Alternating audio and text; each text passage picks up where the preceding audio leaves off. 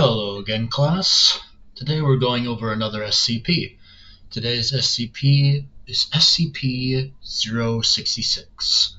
Object class is Euclid Impetus, which is a class unique to this SCP.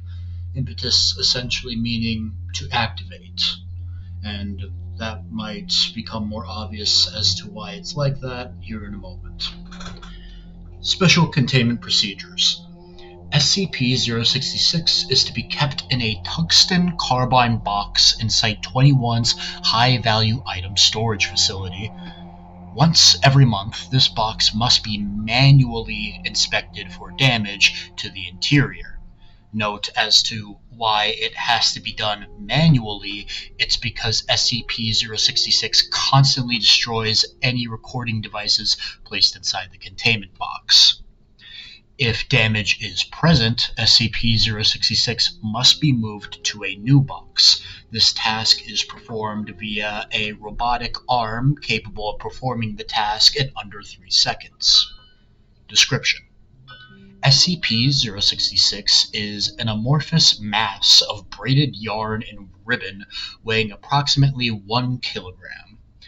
Strands of SCP-066 may be taken individually and manipulated.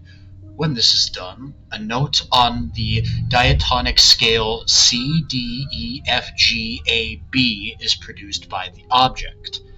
When a set of 6 or more notes is produced, SCP-066 will produce an effect of varying nature and duration. SCP-066 will not respond to manipulation while any effect produced by it is in progress. Prior to Incident 066-2, results have included 1.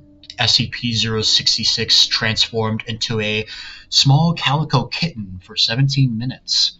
The kitten exhibited significant friendliness and playfulness and appeared to be declawed. Number 2. A song lasting 4 minutes with an acoustic guitar and vocals by singer-songwriter REDACTED.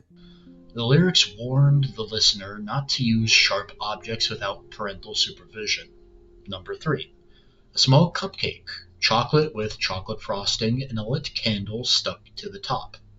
Notably, the tones produced prior to this effect corresponded to the opening notes of Happy Birthday. SCP-066 became responsive after said cupcake was consumed. Incident 066-2.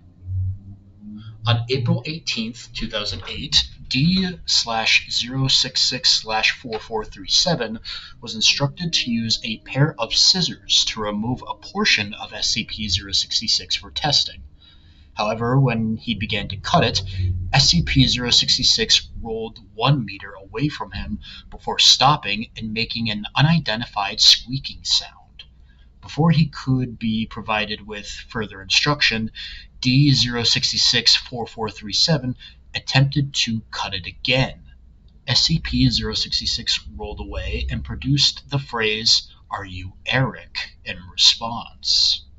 After D/066-4437 replied in the negative, SCP-066 morphed into its present state and began emitting loud, dissonant staccato notes until D/066-4437 was escorted from the room. After the incident, SCP-066 began to exhibit behavior highly inconsistent with its previous properties. SCP-066 now displays significant mobility, primarily in the form of being able to move tentacular portions of itself at very high speed. While 066 is either unable or unwilling to use this ability for transportation, it will occasionally attempt to damage its containment by rubbing its strands against the side of the box, gradually wearing it down. This process appears to be unusually effective for the materials in consideration. Additionally, SCP-066 will automatically produce notes and effects in the presence of any human, regardless of whether that human interacts with SCP-066. This process takes a minimum of 6 seconds. In the aftermath of Incident 066-2, effects produced by SCP-066 have included 1. A single bee was released near the containment, stinging D-4436 before flying away. The bee was not captured. It is unknown how the bee survived. Number 2. Beethoven's Second Symphony was played over 140 decibels, causing permanent deafness in 3 personnel and permanent hearing damage in 8 others. Number 3. The room containing SCP-066 experienced sudden and complete absence of light for 5 hours. Personnel in the room reported hearing loud breathing behind their shoulders, although no source was apparent.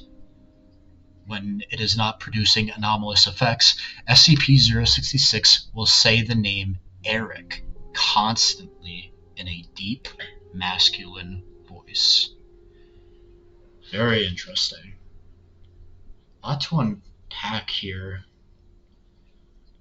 Wonder what the source of it all is and why it's so obsessed with the name Eric. Maybe it's a creator or something that it knew? Who knows? I do think the class Euclid Impetus is quite interesting, as no other SCP has that specific impetus next to it.